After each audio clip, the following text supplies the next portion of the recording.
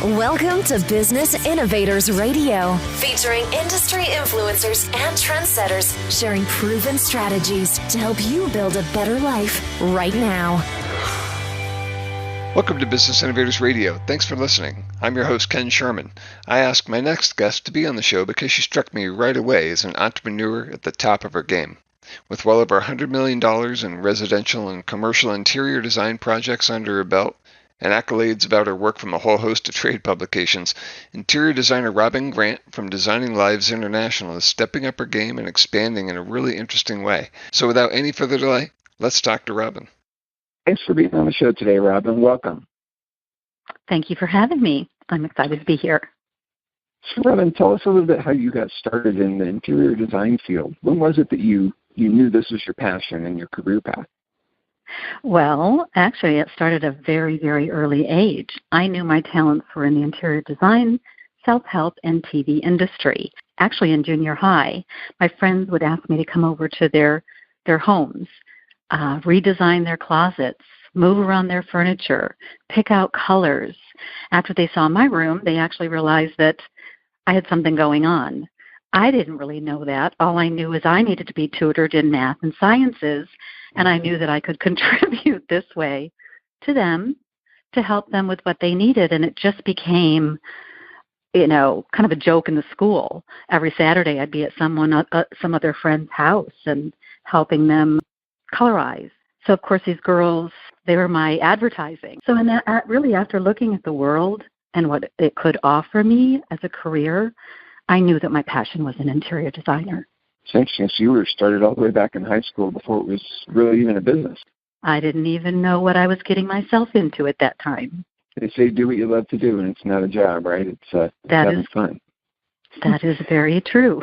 Very, very true. So did you start your business then shortly after graduating high school, or how did that happen? I actually decided to go down to Miami, Florida. I had a girlfriend that had found a school down off of Biscayne Boulevard. Now, Miami, Florida is a little fast for a farming girl, so I really didn't know what I was getting myself into, and neither did she. And I went for interior design. She went for fashion design, and it was an exciting place. But those girls were not there to learn interior design. So I decided to go back home and take classes, learn a little bit more, and I was in TV, I was in interior design, fashion. They pretty much all go together. So that's really where it started. And as I decided to start my own business, because I really had decided that I knew quite a bit about the business, so I thought. And it's really not always that easy to learn on your own. Many times the designing side mixed with the business end of the industry can have its challenges. Without a mentor, I fumbled. I really fumbled. I had to learn and achieve it on my own, and I had to turn those difficulties into the type of success I could have in the beginning of owning your own business. Let's talk a little bit about where your business is now. You've been in the business quite a while, and you've seen a lot of success over time. I know you've been featured in some well-published publications and been featured as an interior designer nationally. How did that happen? I mean, you learned classes, you kind of started your business, you had to learn along the way. But really, what was that point that sort of pushed you over the edge where you knew that, man, this is really going to work? I'm taking on bigger and bigger clients. I'm reaching larger and larger audiences of people. How did that happen for you? How did your business grow over time? Well, I'm not a spring chicken. So back then, there was not an overabundance amount of interior designers. So it was word of mouth. It was creating relationships with architects, builders, really networking. I really learned how to organize, be more detailed, communication with my clients, find out what their needs were. Because how I realized that, my talents were going to really kick in is I interviewed my clients. I found out what they needed.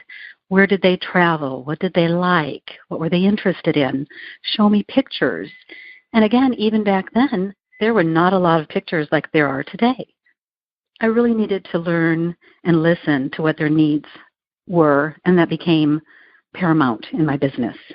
What were some of the roadblocks along the way? I mean, I would imagine, being in business as long as you have and growing so much, there were some probably major adversities and trials and tribulations along the way. What were some of the roadblocks you had to overcome along the way?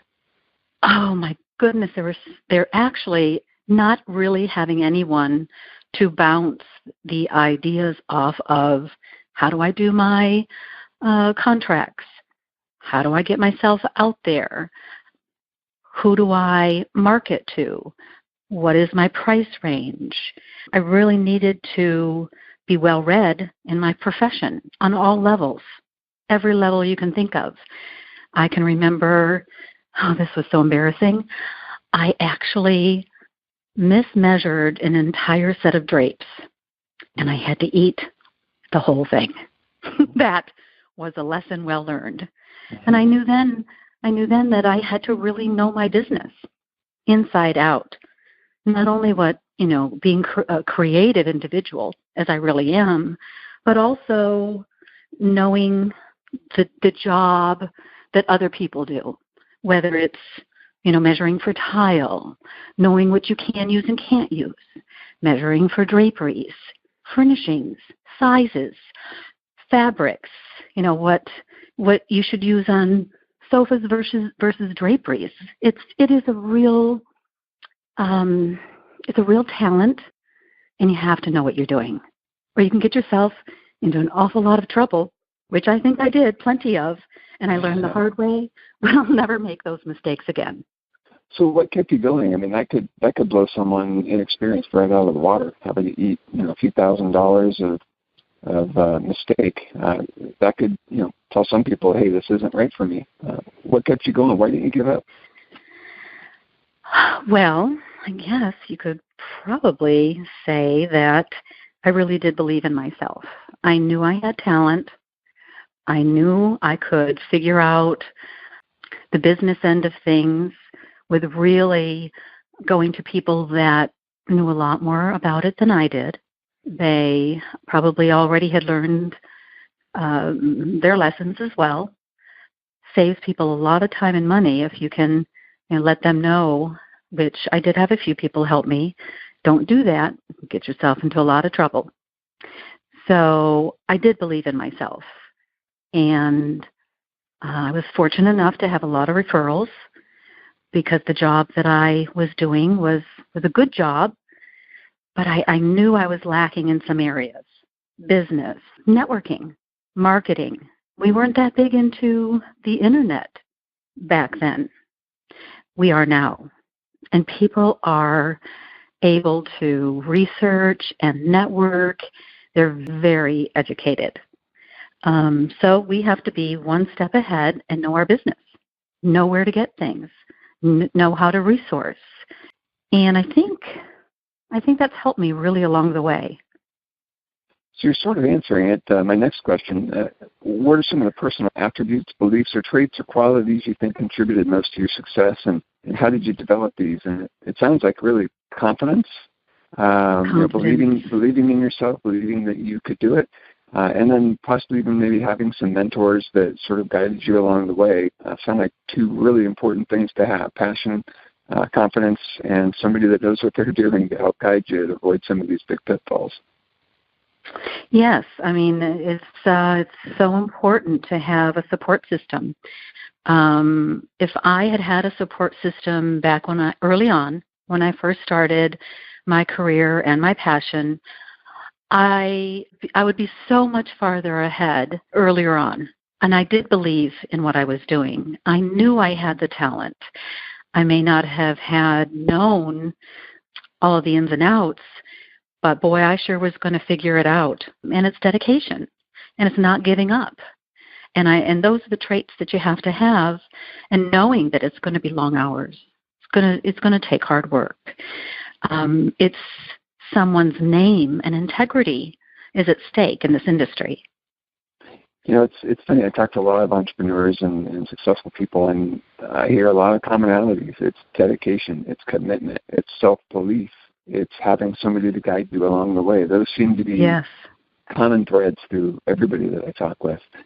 And so, Robin, now you're you're branching out to actually help other people that have passion and confidence in becoming an interior designer. You're helping them avoid all these pitfalls and helping them benefit by all of the things you learned over the several years you've been in business.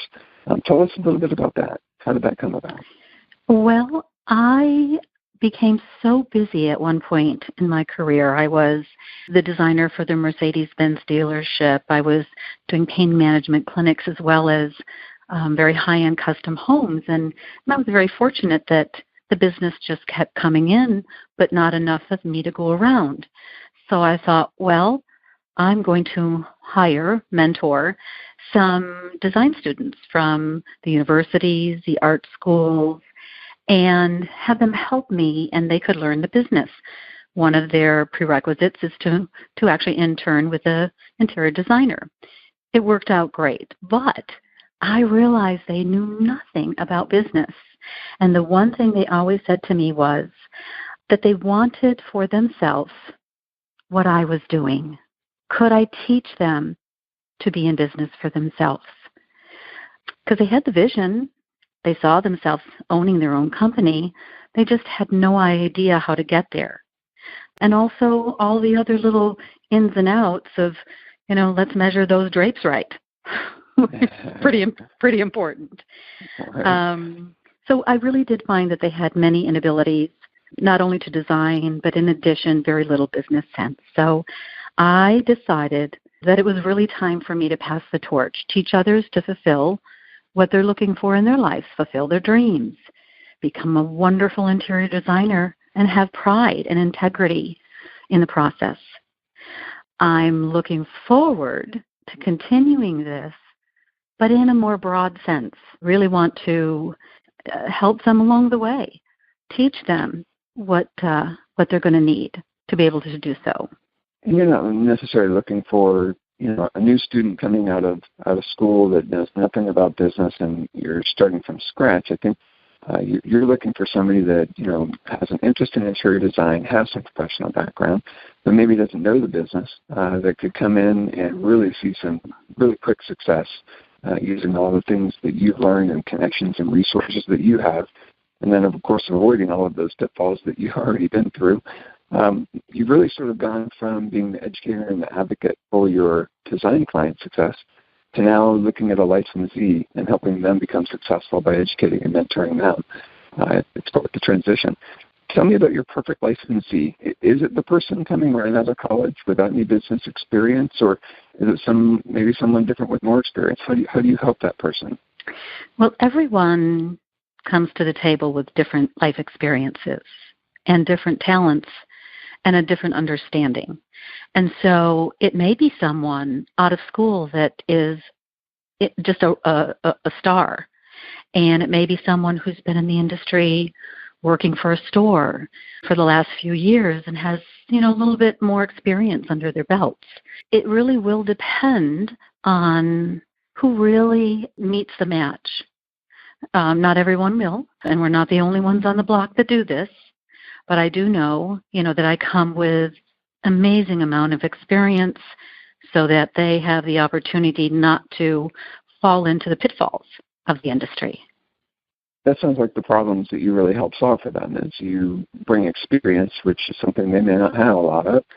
You bring resources that they may not even know of, and you help them avoid problems that they don't even know are going to be problems.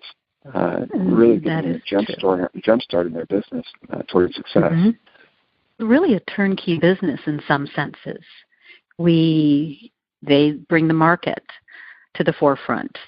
Someone may live in Las Vegas or Dallas, and we, interview them, find out if they're a good match first and foremost. We do their websites, videos, portfolios and bios, digital marketing. There's a whole plethora of things that they need to have to go into business for themselves. We have ongoing webinars, seminars, and training so that they can achieve the things that they feel weak in, and they can help with things that they're strong in. So we are a team. So it's really a 360-degree approach to setting someone up for success in this business. The design part of it is almost secondary to really the whole business, savvy part of it. Understanding how to set up yourself in business for success, understanding how to invoice customers, what to charge, are there licenses to be considered, are there all these things that you learned over decades of providing this type of service for people, are things that they're going to gain benefit from by just really fast tracking their success is essentially what it is. They're going to avoid all the problems and things that you saw and learned from, and just learn directly from you. With ongoing learning, even it sounds like as designers start filling up markets, there'll be webinar events and things like that where you'll be teaching them even the newest tricks of the trade and marketing and all kinds of stuff, not just interior design, but really the whole aspect of running a business. Yes, and keeping it fresh. Are there any special considerations that an entrepreneur should think about before they open an interior design agency? Well, I would have to say the first and foremost one is don't be in fear. Don't be in fear. Because the first and foremost thing is to realize this is a commitment. In every sense of the word, in every other business, it's a commitment. And that's okay. Just know that all the categories that you need to fill in, all the do's and don'ts and the needs you're going to have, and be very diligent in organizing, and have somebody that you can really call to find out, gee, I'm heading in this direction. Can you tell me how that works? We have in the business, we have an a la carte. If something comes up, call me. I can help you with, any one of those different areas so that you don't fall into that going down the slippery slope. Are there any misconceptions as you talk to people, not necessarily that are looking for your help on a specific problem, but maybe just in general about becoming a designer or even becoming one of your designers? Are there any sort of misconceptions they have about what you do or what you provide? Most of all, the question I get from clients to be is, what is the difference between a designer, interior designer, and a decorator? It's a big difference.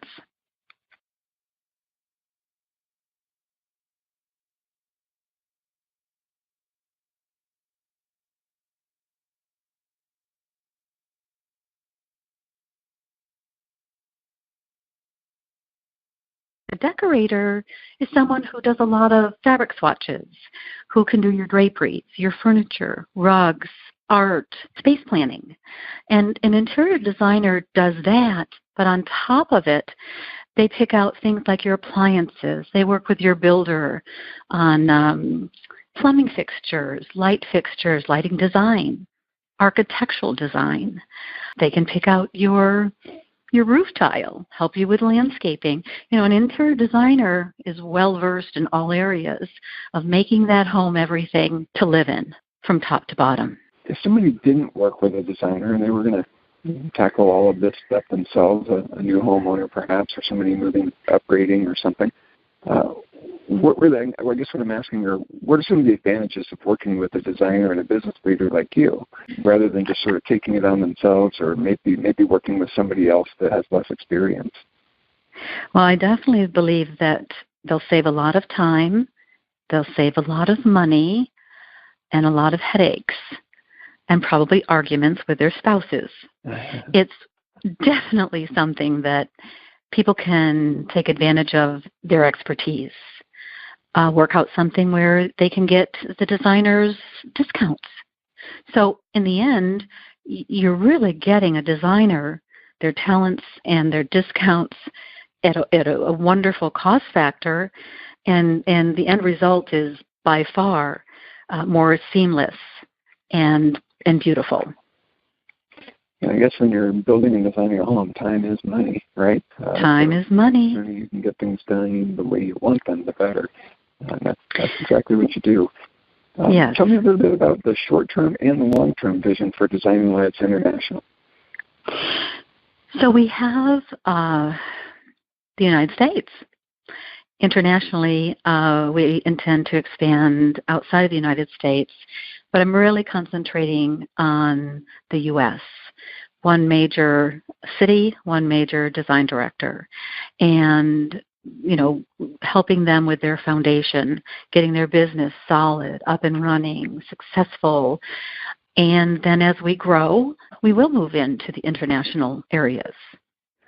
So for a design director, it sounds like there's one design director per major city. Is this a franchising arrangement, or tell us a little bit about the business structure of Designing Lives International and how somebody that might be interested in being a design director in a major city might make their way down that direction? Sure. Well, it's really a license. They would be considered a licensee. So they own the rights to that specific area, of which then Designing Lives International wouldn't have another design director in that area. So we'd really be concentrating on them, such as, Dallas, Houston, whatever area they decide to become part of. And then I'm their coach. I coach them on business and design, webinars, seminars. If they need me to, I will be coming in to work in their market with them, helping them to see how they can market themselves, become more visible in their market. Well, for our listeners that may be in design already, or perhaps finishing up education in design and looking for an opportunity that's sort of turnkey like this, or somebody that may be in business that hasn't quite seen the success that you've had, that wants to take their business to the next level, how would they contact you? How can people reach out to you and maybe have a conversation about those things?